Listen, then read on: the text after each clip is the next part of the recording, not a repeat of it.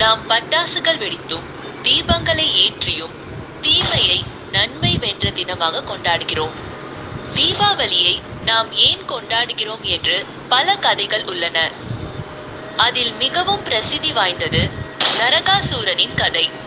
ஒரு அசுரனிற்கு பண்டிகையா? இவன் மற்ற அசுரர்களை விட கொண்டாடும் அளவிற்கு எது சிறந்தவன்? இன்றைய காணொளியில் நரகாசுரனின் மிக சுவாரஸ்யமான கதையையும் தீபாவளிக்கும் அவனுக்கும் என்ன சம்பந்தம் என்பதை காணப்போகிறோம். அதனால் கடைசி வரை காத்திருக்கவும். துவாபர யுகத்தின் காலத்திற்கு செல்கிறது. இந்த அசுரன் பூமாதேவிக்கும் கடவுள் விஷ்ணு வாராஹா அவதாரத்தில் இருந்தபோது பிறந்தவன். நரகாசுரன் ஒரு முறை கடவுள் பிரம்மாவை நோக்கி கடும் தவம் இருந்தான். பிரம்மா அவன் முன் அவதரித்த போது தன்னை தனது தாயார் பூமாதேவியை தவிர யாராலும் கொல்ல முடியாத வரத்தை வேண்டினான்.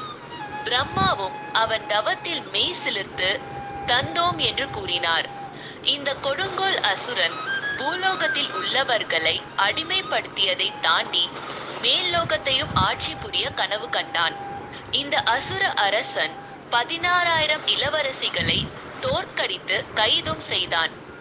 பூலோகத்தில் அனைவரையும் தோற்கடித்த பின்னர் நரகாசுரன் தனது படை பலத்துடன் சொர்க்கத்திற்கு சென்று இந்திரதேவனின் கதவுகளை தட்டினான். நரகாசுரனின் படையை கண்டு பயந்த கடவுளின் அரசன் தெரித்து ஓடிவிட்டார். அவ்வளவுதான். நரகாசுரன் சொர்க்கத்தின் அபசரத்தையும் இந்திரதேவனின் தாயார் அதிதியையும் ஆக்கிரமித்தான்.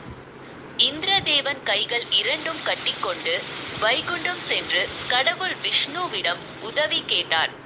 கடவுள் விஷ்ணு என்ன செய்திருப்பார் என்று யோசித்து பாருங்கள். கடவுள் விஷ்ணு இந்திரதேவனுக்கு ஆறுதல்